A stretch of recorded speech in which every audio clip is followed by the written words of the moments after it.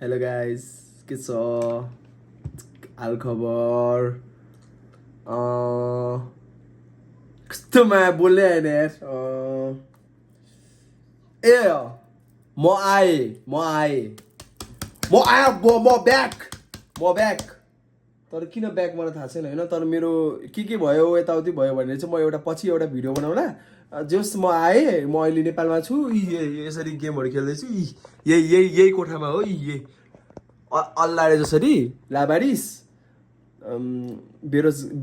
बेरोजगार रोजगार त्यस्तै भनौँ होइन। त्यही नै हो गाइजहरू। अहिले रातिको त्यस्तै कति बजेर आयो कति हो यो अलिकति टल्क्यो क्या आँखा। नोकियामा हेरौँ न होइन। 9:16। सो मैले सोचेको छु कि यसरी ब्याक त भए यो मेरो इन्ट्रो चाहिँ हुन्छ अहिलेको लागि होइन। अब मैले अहिले एकछिनमा रातिमा केही कन्टेन्ट पाएँ राति बनाउँछु, नत्र म मेबी भोलि मेबी पर्सि कहिले बनाउँछु। तर एक दिन बनाएर यसो जोडेर हाल्छु म भ्लग है, किनभने म त्यस्तो कन्टिन्यू गरिदिन सक्दिनँ। मैले प्लान सोचेको चाहिँ केटाहरूलाई मैले नयाँ नम्बर पाएको छु होइन। अनि टक्क लगाएर अब केटाहरूलाई यसो प्र्याङ्क गरौँ कि नम्बरमा भन्ने सोचिरहेको छु होइन। हेरौँ के हुन्छ, लेट्स सी। यदि मैले त्यो गरेछु भने पनि रेकर्ड गरेरै म सुनाएरै गर्न ट्राई गर्छु।